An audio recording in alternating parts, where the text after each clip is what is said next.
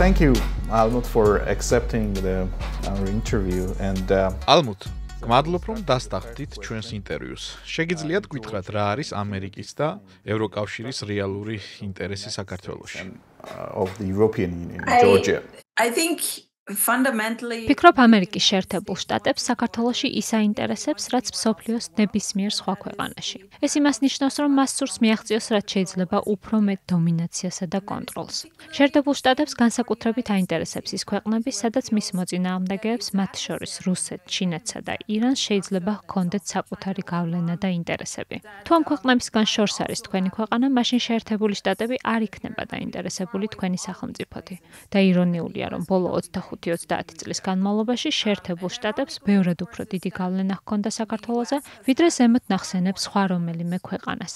ამერიკა საქართველოზე ძალიან დიდ კონტროლსა და დომინაციას ახორციელებდა. მე ვიცი, რომ ბევრი ქართველი ფიქრობს, რომ შეერთებული შტატები ან ევროკავშირი დაინტერესებულია საქართველოთი იმიტომ, რომ საქართველო რატომღაც განსაკუთრებულია, რომ ეს ქვეყანა უფრო მიმზიდველია, ან უფრო მომხიბლელია, ან მას აქვს რაღაც იდუმალი პოტენციალი, ან რომ საქართველო მდებარეობს მსოფლიოს ძალზედ სტრატეგიულ წერტილში. თუმცა იგივე შეიძლება ითქვას ნებისმიერ სხვა სახელმწიფოსაც, რომ მათ სტრატეგიული მდებარეობა აქვს. ამიტომ საქართველო არ არის ამ მხრივ ძალიან განსაკუთრებული. ბოლო პერიოდში ოპოზიციიდანაც და მთავრობიდანაც ძალიან ბევრი საუბრობს იმაზე, რომ საქართველო მნიშვნელოვანია ეგრეთ წოდებული შუა დერეფნის გამო, რომელზეც გადის სავაჭრო გზა ევროპასა და ჩინეთს შორის. ანუ ამ გზის საშუალებით ჩინეთთან დასაკავშირებლად აღარ არის საჭირო რუსეთის ან ირანის გავლა. ამის სანაცვლოდ ეს შესაძლებელია შუაგზიდან, ანუ სამხრეთ კავკასიისა და ცენტრალური აზიის გავლით. ეს შესაძლოა სიმართლეა. მაგრამ ირონიული ის არის, რომ ამჟამად შეერთებული შტატები და ევროპა ცდილობენ შეწყვიტონ ჩინეთთან ვაჭრობა. ამას ისინი ეძახიან ეგრეთ წოდებულ decouplings, ანუ გაყოფას, რისკების შემცირებას, de-riskings და ჩინეთთან სხვა ქვეყნებში წარმოების გადატანას. რისი მიზანიც ის არის, რომ რაც შეიძლება ნაკლები ურთიერთობა ჰქონდეთ ჩინეთთან. ამიტომაც ეს შუა დერეფნის ამბავი საკმარისად არ ხსნის იმას, თუ რატომ არის დასავლეთი ასე დაინტერესებული საქართველოთი არსებულ კონტექსტში. of such interest to the West. Let me move to another question, which is kind of ჩემი მეორე შეკითხვა შეეხება არასამთავრობო ორგანიზაციებს. ჩვენ ვიცით, რომ თქვენ მრავალწლიანი გამოცდილება გაქვთ ამ სფეროში მუშაობის. თქვენი გამოცდილებიდან გამომდინარე, რას იტყოდით არასამთავრობო ორგანიზაციების საქმიანობაზე საქართველოში? წარმოადგენენ ისინი სამოქალაქო საზოგადოებას ამ ტერმინის კლასიკური შინაარსით? in a classical sense. So I think მე ძალიან ახალგაზრდა ვიყავი, როცა საქართველოში ქართულ არასამთავრობო ორგანიზაციაში სტაჟიორად დავიწყე მუშაობა. ეს დაახლოებით 23 წლის წინ იყო. ანუ ძალიან დიდი ხნის წინ. ძალიან დიდი ხანი მე ვაკვირდებოდი ქართული არასამთავრობო სექტორის განვითარებას, როგორც შიგნიდან, ასევე გარედან. მათ შორის ვეხმარებოდი პატარა ქართულ არასამთავრობო ორგანიზაციებს თანხების მოძიებაში. შემიძლია გითხრათ, რომ ყველა პოსტსაბჭოთა ქვეყანაში, მათ შორის საქართველოში, რუსეთში, უკრაინაში, ყირგიზეთსა და მოლდოვაში თუ სხვაგან, არასამთავრობო ორგანიზაციები, როგორც ჩვენ მათ ვუწოდებთ, არ წარმოადგენენ სამოქალაქო საზოგადოებას მისი კლასიკური განმარტებით. სამოქალაქო საზოგადოება შეიძლება მრავალნაირად განმარტოთ. არსებობს თანამედროვე თეორიები იმის შესახებ, თუ რა არის სამოქალაქო საზოგადოება. არის ასევე თეორიები სამოქალაქო საზოგადოების შესახებ, რომელიც სათავეს იღებს მე-19 საუკუნეში. თუმცა არც თანამედროვე და არც ადრეული განმარტებებიდან არც ერთი არ მიესადაგება არასამთავრობო ორგანიზაციებს, რომლებიც დღეს საქართველოში მოღვაწეობენ. შეიძლება ითქვას, რომ ამ ორგანიზაციების არსებობის და ფუნქციონირების ფორმა არის სამოქალაქო საზოგადოების ძალზე ვიწრო, ამავე დროს ძალზე რადიკალური ფორმა. შეიძლება ითქვას, რომ ამ მხრივ საქართველო ალბათ არის ყველაზე უფრო რადიკალური მაგალითი პოსტსაბჭოთა ქვეყნებს შორის. ანუ სამოქალაქო საზოგადოების ორგანიზაციების ძირითადი არსი შემდეგია. მოქალაქეები ერთიანდებიან, რათა დაეხმარონ ერთმანეთს, ან საკუთარ საზოგადოებას, თემს. ეს შეიძლება იყოს სპონტანური ან ორგანიზებული და მას შეიძლება გააჩნდეს გრძელვადიანი შინაარსი. მაგრამ ჩვეულებრივ სამოქალაქო საზოგადოება არ არის და არ უნდა იყოს სრულგანაკვეთიანი სამსახური და საერთოდაც ეს სამსახური სულაც არ არის და მას არ შეიძლება როგორც კარიერას ისე შევხედოთ. გარდა ამისა, ამგვარ ორგანიზაციებს აქვთ გარკვეული შეზღუდვები. სამოქალაქო საზოგადოების ორგანიზაცია არ უნდა იყოს მოგებაზე ორიენტირებული და მას არ უნდა ჰქონდეს კომერციული მიზნები. კიდევ ერთი განმარტებით, ეს ორგანიზაციები უნდა ცდილობდნენ თავის შორს დაიჭირონ პოლიტიკისა და მთავრობისაგან. თუ თქვენ ხართ არასამთავრობო ორგანიზაციაში, ეს ასევე ნიშნავს, რომ თქვენ ხართ განცალკევებული მთავრობისა და სახელმწიფო ძალაუფლებისაგან. საქართველოში და ასევე სხვა პოსტსაბჭოთა ქვეყნებში არსებულ არასამთავრობო ორგანიზაციებს განსაკუთრებული მახასიათებლები აქვთ. მაგალითად, ერთი ასეთი განსაკუთრებული თვისება ის არის, რომ მათი დაფინანსება ძირითადად მხოლოდ უცხოეთიდან მოდის. ეს არ არის ნორმალური. თუ ამას გლობალურად შევხედავთ და სხვა სიტუაციებთან შევადარებთ, ეს არანორმალურია. კიდევ ერთი მახასიათებელი, რითიც ქართული და ზოგადად პოსტსაბჭოთა არასამთავრობო ორგანიზაციები განსხვავდებიან სამოქალაქო საზოგადოების კლასიკური განმარტებისგან, არის ის, რომ მათი უმეტესობა არ არის ღია საზოგადოებისათვის. მაგალითად, უბრალო მოქალაქეს არ შეუძლია დააკაკუნოს მათ კარზე და უთხრას: გამარჯობა, მე მსურს გავხდე თქვენი ორგანიზაციის წევრი ან მოხალისე, ან რაიმე დონაცია განვახორციელო. ასეთი რამ უბრალოდ არ არის გათვალისწინებული. ასეთ მოქმედებას ჩვეულებრივი მოქალაქისგან არავინ ელოდება. ამ ორგანიზაციებს არ ჰყავთ წევრთა დიდი რაოდენობა და მათთან არც შიდა დემოკრატია არ არსებობს. იქ თქვენ არ შეხვდებით ასობით ან ათასობით წევრს, რომელიც შემდგომში ირჩევს ამ ორგანიზაციების ლიდერებს ან ფინანსების განმკარგავებს. სისტემა ასე არ მუშაობს. ზოგადად სამოქალაქო საზოგადოების ორგანიზაციების მრავალნაირი ფორმა შეიძლება არსებობდეს. მაგრამ საქართველოში არასამთავრობო ორგანიზაციებმა ძალიან სპეციფიური, ძალიან ვიწრო და უცნაური ფორმა მიიღეს. მაგალითად, თქვენ შეიძლება თქვათ, რომ ქათმები ბიოლოგიურად დაკავშირებული არიან დინოზავრებთან. ეს გენეტიკურად და ტექნიკურად სწორია. მაგრამ ქათამი არის ძალზედ სპეციფიური და უცნაური დინოზავრი. ამავე ლოგიკით შეიძლება ვიკითხოთ, თუ რატომ არიან საქართველოში წარმოდგენილი მხოლოდ ქათმები და არა დინოზავრები. ანუ რატომ ხვდებით აქ სამოქალაქო საზოგადოების მხოლოდ ერთ მცირე და უცნაურ ფორმას. მაგალითად, რატომ არ გვხვდება აქ ისეთი სამოქალაქო საზოგადოების ორგანიზაციები, როგორებიცაა მოხალისე მეხანძრეები, ან ორგანიზაციები, რომლებიც ღარიბებისთვის საკვების გადანაწილებაზე მუშაობენ. რატომ არ არსებობენ კლუბები, რომლებშიც გაწევრიანებულია ათასობით ადამიანი? ან რატომ არ არსებობს სკაუტები, სადაც ზრდასრულები დროს უთმობენ ბავშვებს და მოზარდებს და შეასწავლიან მათ სხვადასხვა უნარებს? Young people with children. What do you think რა about სიტყვით იმ კრიტიკასთან მიმართებით, რაც არასამთავრობო ორგანიზაციების მიმართ არსებობს და რომელიც ამბობს, რომ არასამთავრობო ორგანიზაციები ხშირად გამოიყენება როგორც საგარეო პოლიტიკის ინსტრუმენტი უცხო ძალების მიერ? by foreign powers? I think 95% of მე that. ფიქრობ, რომ არსებული კრიტიკის 95% შეთქმულების თეორიაა და არ შეესაბამება სიმართლეს. ბევრ ჩვენგანს უმუშავია არასამთავრობო ორგანიზაციებში. ბევრი NGO მუშაობს ძალიან კონკრეტულ თემებზე და მათ ამ სპეციფიკაზე მუშაობა უნდათ. ასეთია მაგალითად აუტისტი ბავშვებისათვის პირობების გაუმჯობესება სასკოლო სისტემაში, მდინარეების გაწმენდა საცხოვრებელ რაიონებში და ასე შემდეგ. ბევრ არასამთავრობო ორგანიზაციას არ სურს პოლიტიკაში მონაწილეობა. ის, რომ 90-იან წლებში ცივი ომის დასრულების შემდეგ ამერიკის ცენტრალურმა სადაზვერვო სისტემამ შექმნა არასამთავრობო ორგანიზაციები იმისათვის, რომ 20 ან 30 წლის შემდეგ გამოეყენებინა ისინი ფერადი რევოლუციებისათვის, არ შეესაბამება სიმართლეს.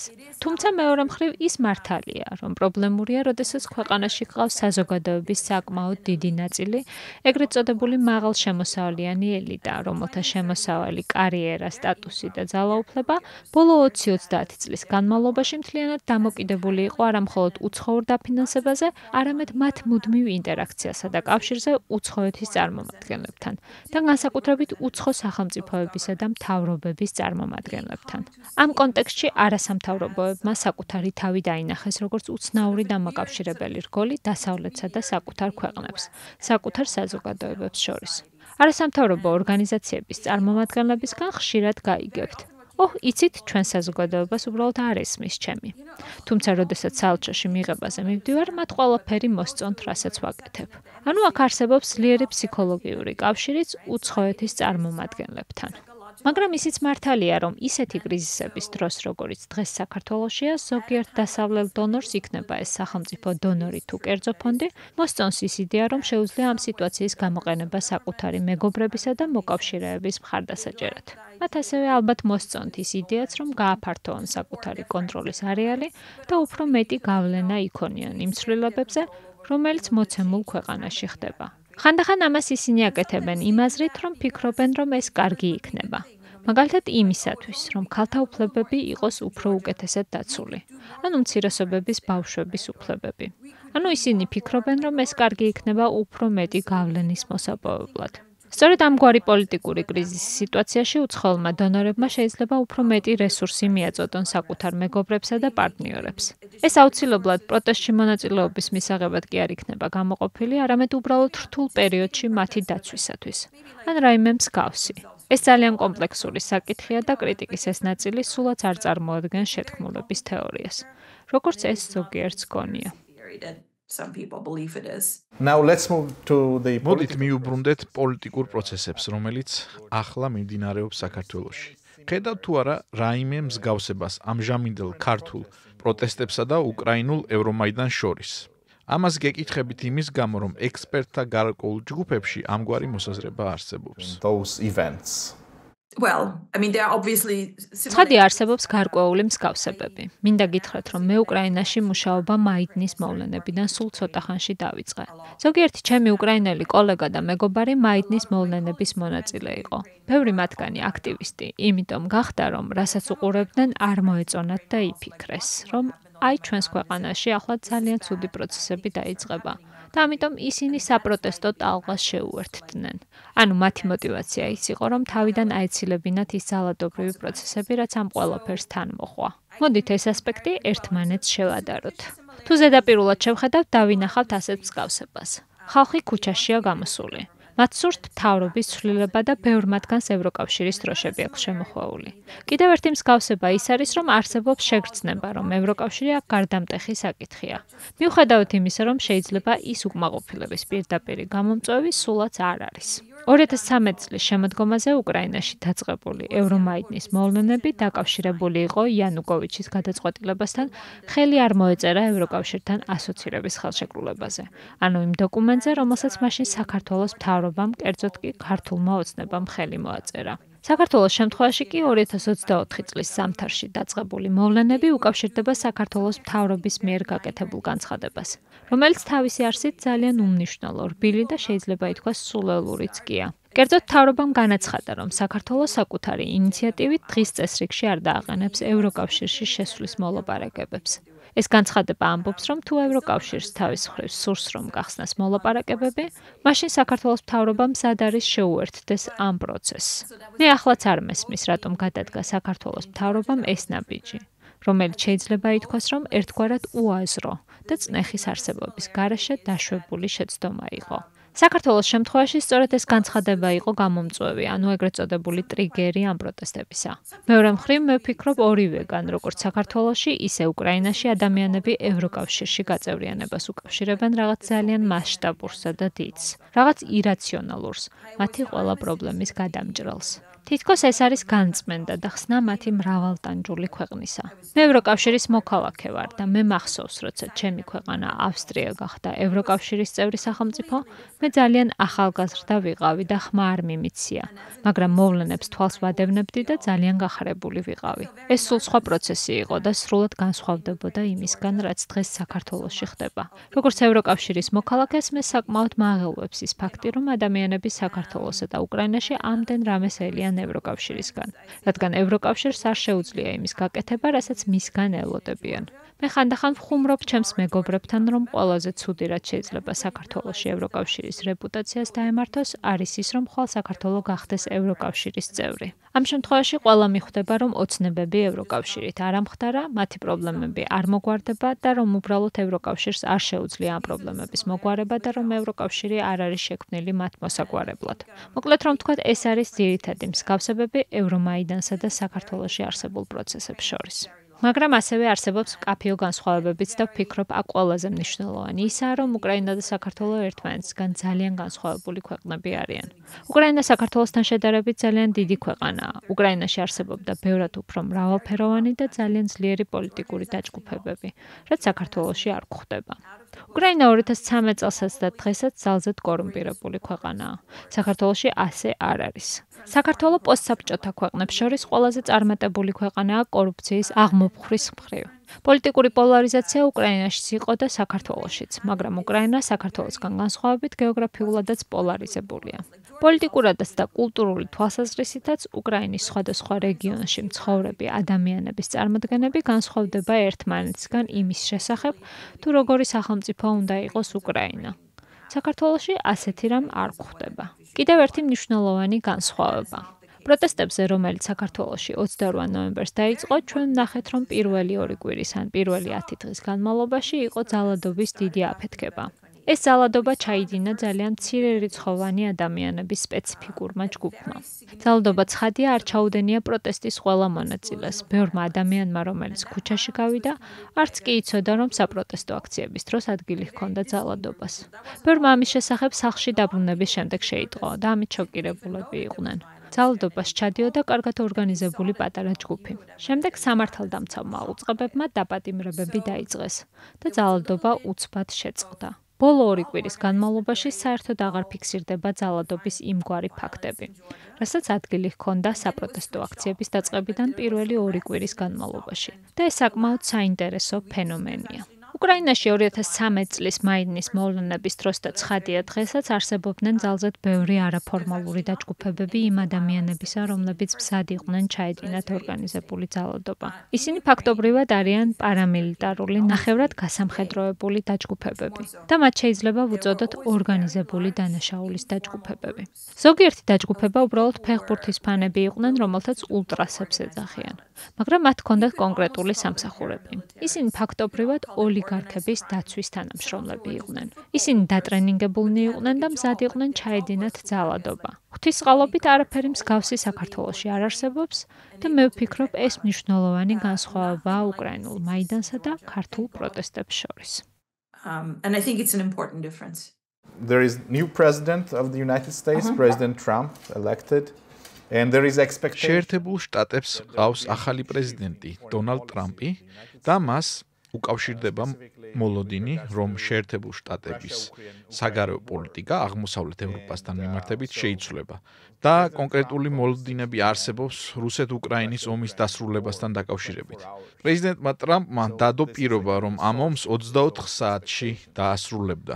მისი ეს განცხადება წყაროა ამ მოლოდინისა. ისმის მოსაზრებები იმის თაობაზე, რომ უკრაინა სავარაუდოდ არ გაწევრიანდება ნატოში და შესაძლოა მისთვის შეიქმნას სხვა ტიპის უსაფრთხოების გარანტიები. როგორ შეაფასებდით უკრაინის შანსებს ნატოში გაწევრიანების მხრივ ამ კონტექსტში? კიდევ მაქვს ერთი შეკითხვა, რომელიც ამ თემას უკავშირდება. თუ შეერთებული შტატები არ შეასრულებს მის მიერ დადებულ პირობას, ხარი დაუჭიროს უკრაინის გაწევრიანებას ნატოში, ამ კონტექსტში როგორი იქნება საქართველოს უსაფრთხოების არქიტექტურა? ეს მნიშვნელოვანია იქიდან გამომდინარე, რომ საქართველოს და უკრაინის სწრაფვა ნატოში კავშირშია ერთმანეთთან. Ukraine are very linked in this kind of endeavor. Well, that's actually a lot of questions. So let's start with Trump. მოდით დავიწყოთ ტრამპით. პირველ რიგში მინდა ვთქვა, რომ როგორც დასაწყისში უკვე აღვნიშნე, ბევრ ქართველს გადაჭარბებული წარმოდგენა აქვს საქართველოს მნიშვნელობასა და როლზე მსოფლიოში. გარკვეულწილად ეს მართალია. ასე პატარა ქვეყანა, ღარიბი ქვეყანა იპყრობს უზარმაზარი ინტერესს საერთაშორისო მედიაში. საქართველო იპყრობს იმაზე მეტ მედია ყურადღებას, ვიდრე ეს ნორმალურია. რაც საინტერესოა, მაგრამ მეორე მხრივ მე არ ვარ დარწმუნებული იმაში, რომ პრეზიდენტმა ტრამპმა საერთოდ იცის, რომ საქართველო არსებობს. არსებობს კიდევ ერთი ჯორჯია ამერიკის შეერთებულ შტატებში და ის შეპყრობილია ამერიკული ჯორჯიათი, რადგან 2020 წლის არჩევნებზე მას ჰქონდა სწორედ ჯორჯიის შტატში პრობლემები. ამიტომ მგონია, რომ ტრამპი ამერიკულ ჯორჯიაზე ბევრს ფიქრობს და არ მგონია, რომ ბევრს ფიქრობდეს თქვენს ჯორჯიაზე. მსოფლიოში და განსაკუთრებით ამერიკაში ბევრი ელის რადიკალურ ცვლილებებს ტრამპის ადმინისტრაციიდან. ზოგი შეშინებულია, ზოგს კი უკეთესობის იმედი აქვს. მე ვფიქრობ, რომ ისინი, ვისაც იმედი აქვთ, იმედგაცრუებულები დარჩებიან, ხოლო ვისაც ეშინია, დამშვიდდებიან, რადგან ნაკლებად სავარაუდოა, რომ მან ყველა ეს რადიკალური ცვლილებების დაპირება განახორციელოს. რისი დაპირებაც გასცა. ზოგიერთი დაპირება მას პირადად საერთოდ არც უთქვამს და მას მიაწერენ. მაგალითად, შეერთებულ შტატებში საგარეო პოლიტიკის ელიტებში უხსენებიათ გარკვეული საკითხების შესახებ, რომ ტრამპი ამას გააკეთებს. მაგრამ ცხადი სულაც არ არის, რას გააკეთებს ის რეალურად. მე ვიტყოდი, რომ უფრო მნიშვნელოვანია ის შევამოწმოთ, თუ ვინ დანიშნა მან საგარეო პოლიტიკის მართვის მიმართულებით.